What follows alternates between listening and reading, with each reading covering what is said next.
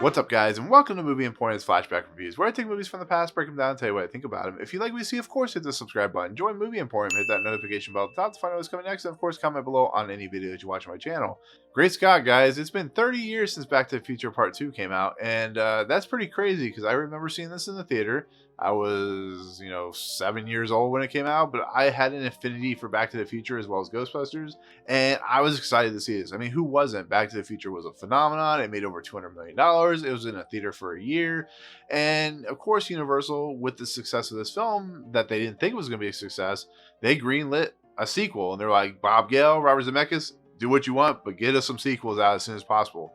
Well, the problem is they took 4 years to make sequels, and that is an issue when you have young actors who age. And so we have Back to the Future, which is I consider a perfect film, and then we have Back to the Future 2, which is extremely flawed. But then we have Michael J. Fox, we have Leia Thompson, and we have Thomas F. Wilson, who not only look way older in this movie, but because it's set after literally right after the first film, is completely jarring. And then on top of that, you get rid of the original Jennifer character, you bring in Elizabeth Shue, and that makes it even more jarring. You have to reshoot the beginning of the movie, or the end of the original movie into the beginning, and it feels weird. That's my major problem with this movie, is there's a lot of weird stuff in this movie.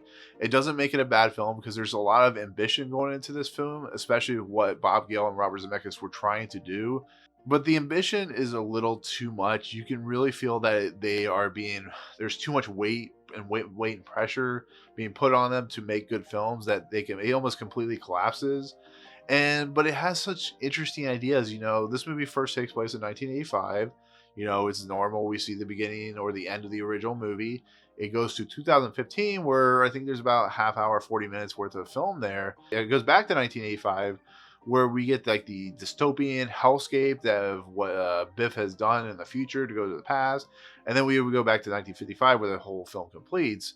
And I think people really feel fond about this movie. They really feel that it's a better movie than Back to the Future Part 1, which is crazy because of the stuff in 2015. A lot of people don't really remember the stuff after 2015 because there was so much cool stuff in the 2015 version that it completely swamps over what the major problem of this film is, which is the ambition, like I said. But 2015, when Marty and Doc go to 2015 with the unconscious Jennifer, you get a lot of crazy, interesting ideas. You get flying cars, you get hoverboards, you get the aesthetics of the look and feel of an 80s looking 2015. It's kind of like if you go to the 50s and you look at like what Walt Disney was thinking of the 80s and 90s, anybody but you, like Ray Bradbury and stuff like that, we're thinking of the 80s and 90s. It's that same type of feel, and I think that's where Robert Zemeckis and Bob Gale got their ideas of looking at a very interesting, futuristic take of what they thought the 80s would look like in 2015. There's a lot of cool stuff in there. You get like in the Cafe 80s. Like I said, you get the flying cars, you get a very interesting look of like technology, which a lot of it surprisingly has come true with the fact of like the way the media works, how quickly it works, the ideas of like visual like boards and stuff like that, which is like visual screens. You get the fax machine paper, which is, you basically get on your phone now. It's basically like they took all the big technology and put it into your phone, which is kind of fascinating. It's really interesting to see because like Star Trek, this movie was very influential, I'm sure, on a lot of people on how technology runs today. I mean, you look at the car that Elon Musk just put out. It's very faint of like a Blade Runner or Back to the Future. It's very kind of funny to watch.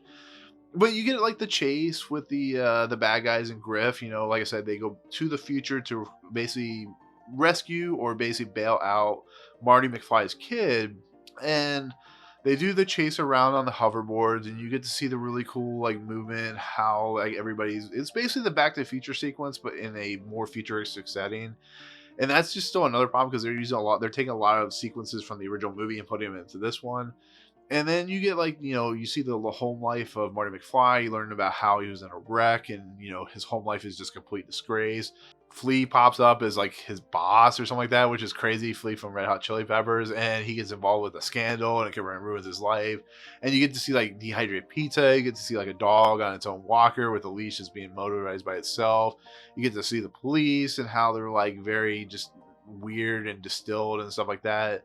And there's like laser discs and stuff like that. It's a very 1980s feeling movie, in a 2015 setting. And that's what kind of makes it unique. And that's what the best part about this movie is.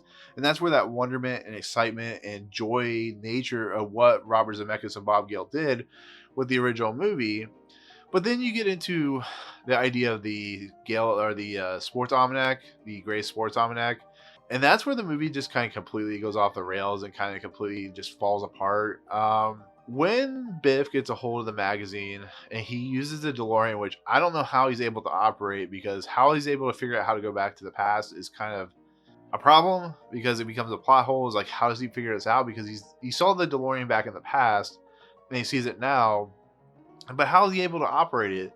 So let's just put that out of our heads. It's a movie, whatever. So we go back to 1985 and we get, or when he brings the DeLorean back, he fades away in the deleted scene. When Marty McFly and Doc Brown go to the past, everything's different. Biff is now in charge of Hill Valley. He has corrupted Hill Valley. He's turned it into a dystopian hellscape. It's a mess. You know, Marty McFly ends up in his home. He goes back to his home where he's dropped off of, and it's a completely different family.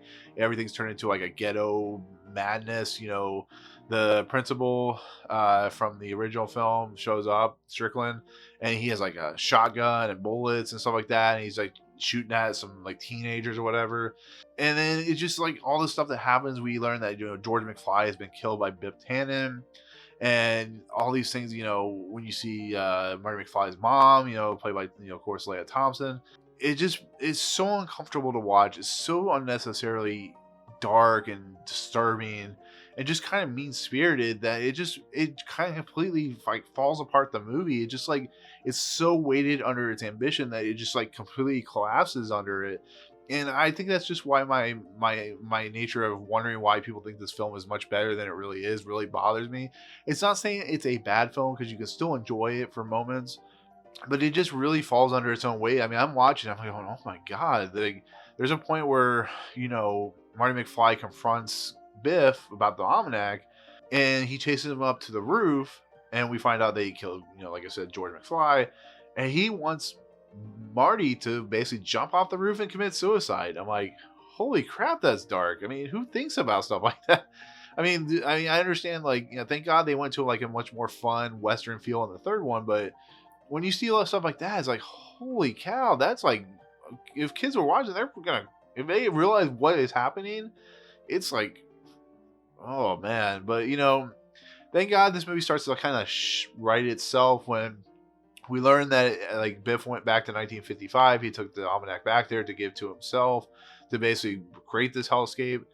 And we get this kind of cool adventure of Marty McFly to not try and see himself, to not try and run into himself. So he's kind of hiding like a cool 1950s spy. And he gets like this great costume set up with like the hat and the glasses and the black jacket and stuff like that. And we see a little bit more of like what happened in between the story of Back to the Future Part 1.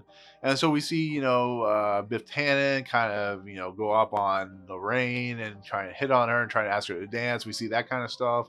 We see kind of what happens after George McFly hits Biff. We see all that good stuff.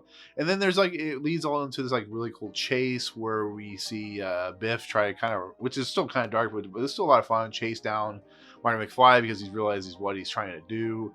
And then he runs into a vat of manure, which is even funnier. And we see kind of like where Biff's home life is, which is kind of sad because Biff is kind of an abusive, you know, home life and stuff like that, which is kind of typical in these types of movies. But and then it kind of ends with a great ending. You know, we get back to like the famous Hill Valley lightning sequence where we see Marty going off to the past and stuff like that. But then we have which I don't understand why he didn't drop the vehicle to the ground, which is a little weird. But anyways, he drops Marty to the ground so he can burn the almanac and finally be rid of all this future. And he gets struck by the car gets struck by lightning and transports back to, you know, eventually 1885. Then we see a car come up and we find out, you know, he gets the letter. But it's just a weird sequence because why didn't he land? Because, you know, the lightning storm and stuff like that. But it leads into what I consider the better sequel, the one where I feel like Robert Zemeckis was kind of more relaxed. You can feel like he was under a lot of pressure to get this film out, and it really shows. It really has a dampening problem of just material just not working and cohesing with another. And I think, you know, Leah Thompson gets some good material. She gets but she becomes like a battered wife, and then but it's just I think they could have done more, and they really do a lot more with her in the third movie. And I do think Thomas F. Wilson is a lot of fun in this movie, getting to play different ages and different, types of what his character is, and getting to play Griff. I just think that it gets a little dark, a little uncomfortable to watch what he's doing. And it's not Thomas F. Wilson's fault. It just, you can really tell that he is going into uncomfortable places maybe he doesn't like. But with that said, like I said, the 2015 stuff is really cool. The idea of there's a sequence in the 1985 version of this movie where Doc Brown explains to Marty McFly time travel and what time paradoxes can be. And that is a lot of fun to watch because he's explaining, like, here's the line that we are most known for. So, this is the straight line of the normal time. Let's say you do like the Homer Simpson thing with the toaster. You go back to the past and you basically create a paradox. Well, you're doing one of two things. Here's the reality. Here's what ends up happening with the reality, which is complete cuts off. And then you have to go back. If you want to fix it, you have to go back to the point to fix it, to bring it back to normal. Well, I mean, of course, when they go back to the past, it's not going to create normal because now we have Doc Brown going to the 1800s and we have all these issues happening. But the idea of what he's trying to tell you is very simplified version of what this movie is entailing and what this whole entire franchise is telling you about how paradoxes can basically mess up a scenario. If you go back and like kill Hitler or you kill your grandparents, it's not necessarily going to cause a great thing to happen. Yes, we would like to go back and kill Hitler, but unfortunately, if you go back and do that when he's a baby, you're going to create probably more and more evil paradoxes, and it's a really fascinating thing to watch. So I do give it credit for that. And it's really interesting to see after Back to the Future Part 1 with Crispin Glover, and they have to kind of find a way to kind of like move around that because of what happened with him and Bob Gale and all that stuff. And I do like the fact, I keep forgetting to bring this up because I keep, it keeps coming to my mind. This is like the original Nutty Professor where Michael J. Fox dresses in drag as well as he dresses as the older self and younger self. Now, I thought that was a lot of fun because he comes down the stairs and you're like, oh, that's Michael J. Fox in drag. That's interesting. But, you get to see a lot of cool sequences like with the television. You get to see different channels, which is, we get that kind of thing now. And just to see like some of the technology that they did work in this movie is very relevant. Maybe they talked to some people that, worked at like GE or any of these like big tech companies that were experimenting on, flat screen TVs or anything of that nature. And it's really fun to see and so on and so forth. But overall, I am a little disappointed with this movie. I've seen it hundreds of times, so I still watch it because I like this franchise. But like I said, when the 2015 stuff happens, it's fine. When the 1985 stuff happens, it completely collapses, and then it kind of rewrites itself and it goes back to 1955. And when next year, when Back to the Future Part 3 comes out, or when it's its 30th anniversary, I do think that movie's much better. I think it's much more fun. I think it's much more lighthearted and does a nice job with its material, even though it is kind of wonky in how it's explaining its whole idea of time travel and whole idea of saving a person, and that doesn't really affect the future, that type of thing. So it does get a little wonky. You can see like diminishing ticket sales in this movie because this movie made like $100 million less, and you can really tell that people were very uncomfortable with this movie because when Part 3 came out, it's kind of like The Matrix Reloaded and Revelations. When Part 3 came out, it didn't even make $100 million, and it really shows that people just kind of fell off because when you're introducing stuff like suicide and you're doing stuff with murder and dystopian hellscapes, especially after a movie that was so popular and so well respected, it does cause problems. But I will leave with a great note. Alan Silvestri comes back. He's fantastic as a composer in this movie. There's a lot of great scores. It brings back the original stuff and then brings in some cool new stuff. And yeah, like I said, Robert Zemeckis and Bob Gale are still great creators. I still respect them. I just think they had a little too much carte blanche and they were a little too ambitious with this movie. So, but that's my take on Back to the Future Part 2. I know if anybody watches this, I know there's a lot of people that disagree with me. I know a lot of people love this movie. That's fine. I just think it's a little ambitious and doesn't work. So, but anyways, thank you so much for watching. If you like what you see, hit the subscribe button, join Movie Emporium, hit that notification bell at the top to find out what's coming next. Of course, comment below on any videos you watch on my channel. Otherwise, I'll see you guys on the next video. Peace out. What's up, guys? Thank you so much for checking out Movie Emporium. I really appreciate it. If you want to, go ahead and hit the subscribe button. Hit the notification button and the bell at the top. find out what's coming next for Movie Emporium. Also, check out these 2 videos. They're amazing. I think they're awesome. I think you'll enjoy them too. But otherwise, thank you so much for watching, guys. We'll see you next time.